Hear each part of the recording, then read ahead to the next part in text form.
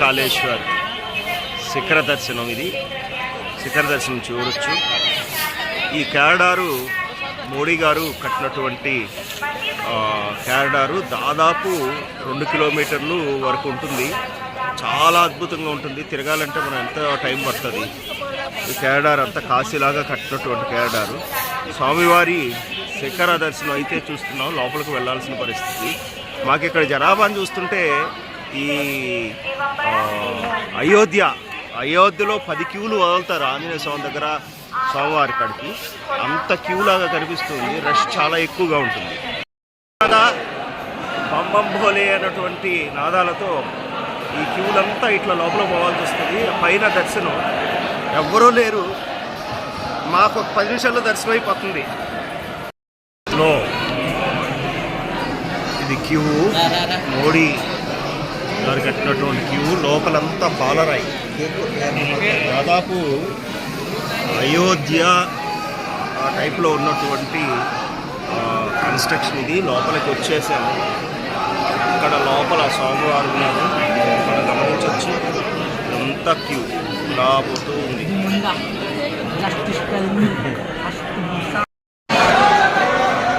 దర్శన భాగ్యం.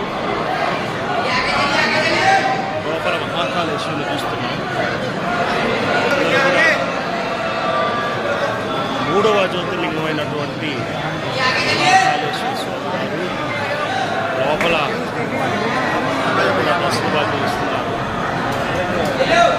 దాదాపు 200 మీటర్ల నుంచి మనం దర్శనం చేసుకోవాలా. కానీ అద్భుతంగా స్వామివారి దర్శనం అయింది.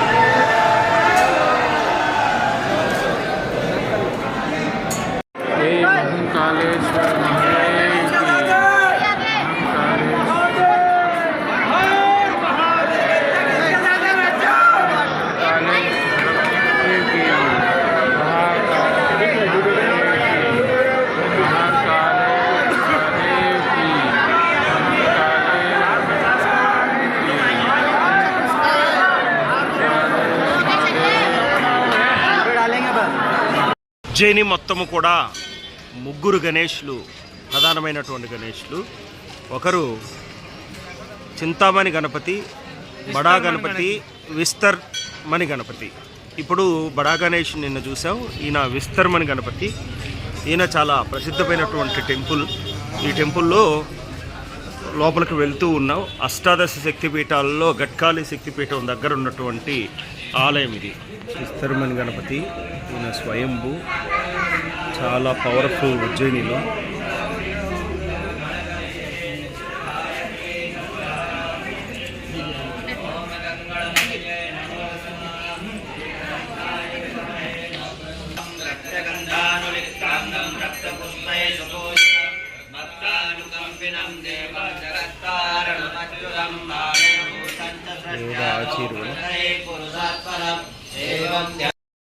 క్షేత్రంలో వెలిసి ఉన్నటువంటి త్రిముఖ మహాగణపతుల్లో ఉన్నటువంటి ప్రథమ గణపతి చింతామణి గణపతి. చింతల పోగొట్టేటువంటి మహాగణేశుడు టెంపుల్కి వచ్చావు. రంగురంగుల కాంతులతో దేదీప్యమానంగా వెలిగిపోతున్నటువంటి షాపింగ్ మాల్ ఇది. కొన్ని షాపింగ్ మాల్లు చూడాలా, కొన్ని షాపింగ్ మాల్లు కొనాలా. స్వీట్స్ ఉన్నాయి, మంచి ఐటమ్స్ ఉన్నాయి.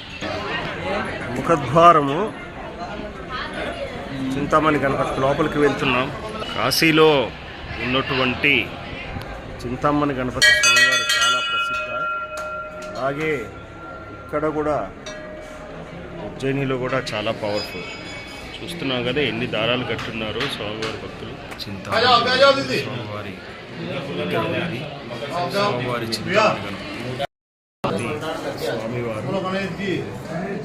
రూప దర్శనం. మంగళ మనోకామన పూర్ణ కరుణ. చింతామణి గణపతి వినాయకులు. ఈ పక్క ఒక ఆయన, ఆ పక్క కింద ఒక ఆయన ఉన్నారు. ఇంకొక పక్క ఆ పక్క ఇంకొక ఆయన వినాయకుడు స్వామి. ముగ్గురు చింతామణి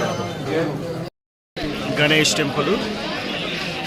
ఈ ఉజ్జయిన్లో చూడాల్సినటువంటి ప్రఖ్యాత టెంపుల్ ఏంటంటే, ప్రఖ్యాత టెంపుల్లో ఒక టెంపుల్ చూద్దాం. ఓం నమ శివాయ. బడా గణేష్ స్వామివారు, పెద్ద గణేష్ స్వామివారు.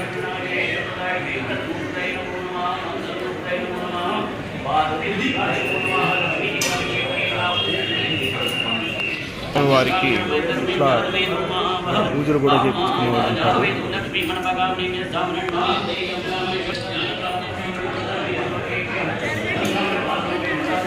గణపతయే నమః.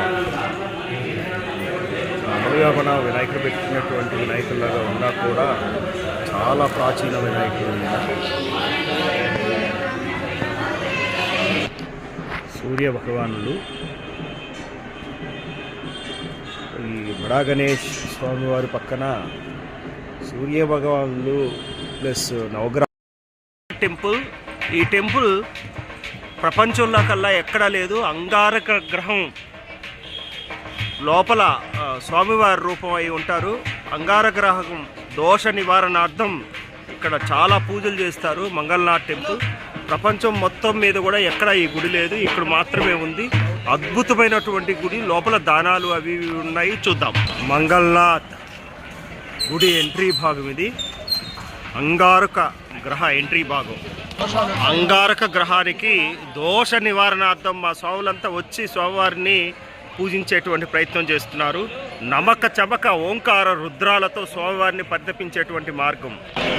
ఇలా అంగారక గ్రహానికి సంబంధించి దోష నివారణార్థం ఇక్కడ చేపిస్తూ ఉంటారు, మనం గమనించవచ్చు. అంగారక గ్రహం అంటే కుజగ్రహం. మనిషి జాతక చరిత్రలో కుజగ్రహం అనేది ప్రముఖ పాత్ర వహిస్తుంది. కుజగ్రహ దోషాలు ఉన్నవాళ్ళు, పెళ్ళిళ్ళు, కొన్ని ఆటంకాలు ఉన్నటువంటి వాళ్ళు ఇక్కడికి వచ్చి చేసుకుంటే, దోష నివారణం చేసుకుంటే అన్ని పనులు సుఖమం అవుతాయని సంకల్పం. చూస్తున్నాం కదా, మంగళనాథ్ కుజగ్రహ స్వరూపుడై శివ రూపమై లోపల అభిషేకం చేస్తున్నారు కదా స్వామివారికి. మనం చూస్తున్నటువంటి రూపం మూలమూర్తి. ఓం మంగళనాథ్ స్వామినే నమః. 2 రాసులు, 27 నక్షత్రాలు, 108 పాదాలు, 9 దేవతలు. సో మేషరాశికి అధిపతి అయినటువంటి క్షేత్రం మంగళనాథ్ క్షేత్రం. మనిషి జీవితంలో శాసించేటువంటి ఘడియలు ఎన్నో. ఆ నక్షత్ర ఘడియలకి అధిపతులైనటువంటి మంగళనాథ్ స్వామివారి కుజదోష నివారణార్థం, ప్రపంచంలో కల్లా కుజదోష నివారణార్థం చేసేటువంటి ఏకైక టెంపుల్ ఇది, మరెక్కడా లేదు. దర్శన భాగ్యం చేసుకున్నాం. అన్నాభిషేకం జరుగుతుంది. మంగళనాథ్ స్వామివారికి అన్నాభిషేకం చేసి అభిషేకం జరుగుతుంది. పరమేశ్వరుడు పరమేశ్వరుడు స్వామివారు మంగళనాథ్ ఆలయంలో మహాధిపతి పరమేశ్వరుడు స్వామివారిని మేషరాది అధిపతి స్వామివారికి ఏక వాహనమై मेरी कुंडली में, माता पिता की कुंडली में, भाई बहन की कुंडली में. శక్తి పీఠాలలో అమ్మవారి చేయి పడిన ప్రదేశం ఇది. ఘట్కాళికామాత ఉజ్జయిని. చూద్దాం లోపలికి పోయేసి. శక్తిపీఠం అమ్మవారి గోపురం ఇది. జ్వాలా తోరణం వెలిగిస్తారు సాయంత్రం. అమ్మవారి ఘట్కాళిక అమ్మవారి రూపం చేయి పడినటువంటి ప్లేస్ని ఉంటారు. అమ్మవారి చేయి ఇక్కడ పడ్డది. 54 శక్తిపీఠాలలో అమ్మవారి శక్తిపీఠం ఒక శక్తిపీఠం.